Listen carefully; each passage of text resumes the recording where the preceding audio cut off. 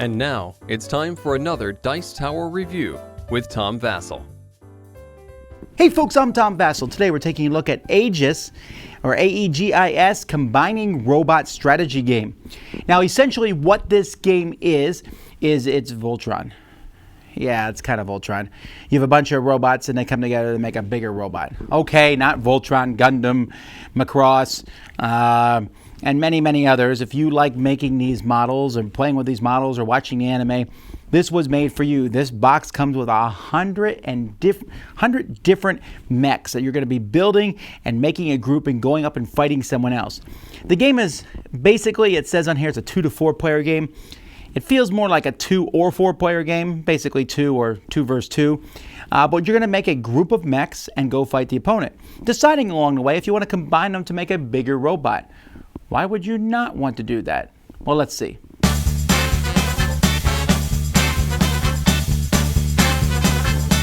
The game is going to be played on this board here. You have some, basically terrain that you're going to put on the board. And each player is going to pick a team of mechs. Now, there's 100 mechs that are included in this game. And so there's a ton of mechs in here. And you're going to pick 5 mechs for your main team. Now, the main team, each mech is going to have a type, so A.E.G.I.S. There's also going to be a sideboard where you can have up to 5 of these mechs that are basically combination mechs. When you're going through a mech, you're going to pick a mech based like an A as an aggro mech, an attack mech type situation, and each of the mechs has a different style. They're going to have a certain number of energy that they provide for your team. They have a movement that they'll move on their turn. They have special abilities, basically usually shots that they can do. And they have integrity or hit points. They also might have some special abilities on the bottom here. So you're going to go through here. You can pick any 5 that you want. You could pick 3 A's if you want to, if you just want to go for an attack team. You can pick 1 of each type. The only restrictions are some robots belong to a faction. You may only take robots from one faction. Since the vast majority of robots are neutral, that's not going to be a problem. You also can only have 1 leader robot, and those robots are marked on them, or 1 commander robot. So you can only have 1 commander robot on your team.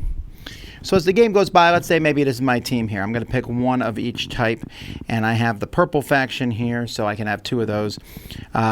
So each of these robots, I'm going to look through the deck, find the robots from my type, and put them in standees on the board, and then the game is going to begin.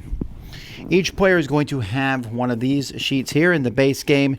These are just kind of more for color than anything else, keeping track of how much energy you have. At the beginning of a round, you'll look at all your robots on the board and see how much energy you get. So here, for example, I have 19 energy that my robots are going to be providing for me. I can use this energy to move the robot. So starting with 1 player, you're just going to move and use your robot. So I can move this robot up to 5. This one's really fast. It can move up to 7.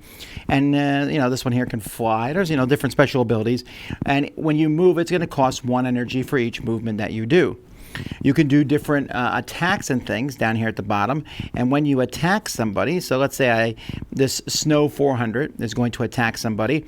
I have to pay 5 energy to make the attack, but I'm going to roll 5 dice, and I need to get 2 or higher, and then it will do that much damage, and that's the range. This one has infinity range, while this one I rolled 2 dice. I need 2s or higher, and it will do 2 damage and 4s. Now, there's the different symbols on here are going to mean various things.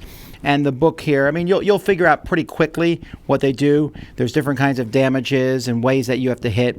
So sometimes, for example here, each die needs to be a 4 and higher. And all the dice need to be higher than that. So for example, this guy's going to shoot with 2 dice, and they all need to be 2 or higher. So I make the attack. 2 4s, boom. And as long as the guy I'm shooting at is 4 away, they're going to take 2 damage. Also, it's piercing damage, and so you're going to check that and just put hit points on the characters that you're shooting at.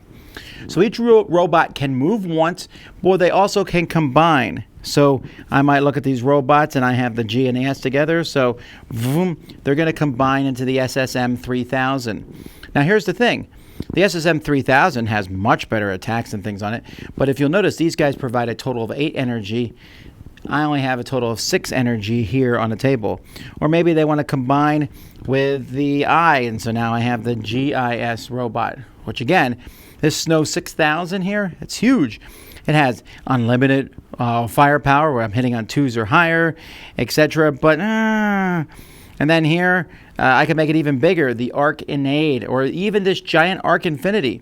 The problem with the Arc Infinity is it's only providing me 5 energy. I've had to use all 5 of my smaller ones to put it together.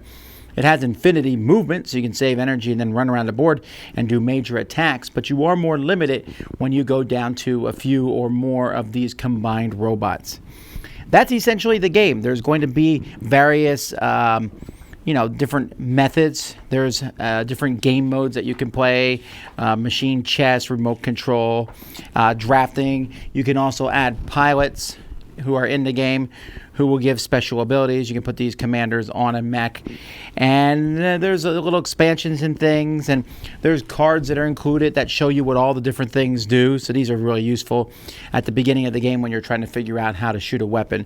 But it's basically just run around and shoot at the opponents until you defeat them. Now, this being a mech game, I kind of hope for miniatures, but at the same time, how are you going to put 100 miniatures in the box? The biggest problem that this game has with these miniatures, without these, I'm not a huge fan of standees, but I understand that they need it to be used in this game. I like that they have the information on the standees here. It's just that at the beginning, when you're picking your mechs, it takes a while to go through all these standees and find the right ones for you. Everything else, there's little tokens for energy and attacks and things like that. The board itself is double-sided, so you can use like this winter side if you want to. And the cards themselves, this is, the main part of the game. They're very colorful. It's fun to go through. I might argue that it's almost more fun to go through and build your deck than it is to play the game. As you look, the artwork for these is very anime, but very cool. All the information on here is not hard to figure out at all. You'll have to look these up a lot, but you'll quickly remember the green and the difference between the attacks, and often you'll remember the difference between how the damage works too. But it's these special things that you'll have to look up. But it's not too hard. But yeah, really enjoying the artwork, and this is kind of the main point of the game, these cards. So the game does have a bit of a dated look to it, even with the artwork and all, but I think fans of this genre will like it, and especially how it looks. Now, there are some very interesting choices in here, especially with the combining. Like when you pick these combining robots, you're likely not going to combine everything. So let's say I pick one of each, and then I have that giant robot. You could combine them together and slowly add the smaller ones in to make a bigger robot. But what if your other smaller robot gets blown up before that happens? You could sit there and basically combine as soon as you possibly could, but then you might be at the mercy of a bunch of small things shooting at one larger one, similar to the game A.E.G.I.S. So I like those choices. I think that game is a lot of fun.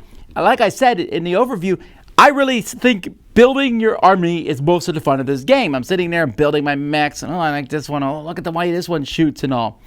And gameplay is fairly quick. On here it says 30 minutes. That's pretty accurate. You'll spend almost as much time finally picking your mechs out than getting them out there running around and blowing them up. As you run around, there's all different special abilities, and you're shooting and stuff. And in the long run, it's not heavier than you might think. It's pretty light. You roll dice and shoot. And in many ways, the game has almost a 90s aspect to it. It doesn't feel necessarily like this is a 2018 game. I got some robots, I move them and shoot at them. In fact, there's a few rules I don't like. Like, why do I move all my robots and you move all yours? Why can't we take turns going back and forth? It seems like that would be more tactically fun. It's not a huge thing, but that feels like a dated mechanism. The rolling and seeing what numbers you get, again, is good, but essentially that's what it comes down to. Run around the board and shoot at each other. Now, the components are neat. It's fun to have these robots. I do like miniatures again, but I understand why they're not here, so sometimes you have to kind of squint to see which robot's doing what. And you can add in all sorts of things, but it almost feels like the complexity is a little more than is necessary. This is not a great game. It is a good one. It is a game I enjoy. I like combining robots to make the big giant robot as much as the next person, to the point where I have a hard time not doing that, even if it's the better move. I think the game does a great job at balancing its energy out, and you want to keep you might add one robot to your group just because they provide a lot of energy, and then let the other robots run amok. And you might bring one robot in because they can really deal out the energy, the attack, or they can take it. And then again, it doesn't really matter sometimes because it comes down to dice rolling. I think after this review, you will know whether you like Aegis or not. I do. I don't want to play it all the time, but it's a quick, fast, let's put some mechs down, run around and shoot at each other. It gives me some nostalgic flashbacks to older games that were like this. It feels like a faster, more fun version of, say, Mech Warrior. And it allows for infinite replayability because there are so many different groups you can put together, and the rules restrictions on building a group of mechs is not that big of a deal. At the end of the day, it often comes down to blow up the enemy, but that's fine once in a while. And this does have a bit of refreshing because even though I said it's a throwback to these older games, most games that come out now don't do this. So yeah, I like it. It's a cool theme. It's fun. Artwork's neat. A little clunky in spots, but if you've ever wanted to drive Voltron or drive one of the Macross robots around, this game will let you do it. Well, it's called something different anyway. Dice Tower Judgment approved.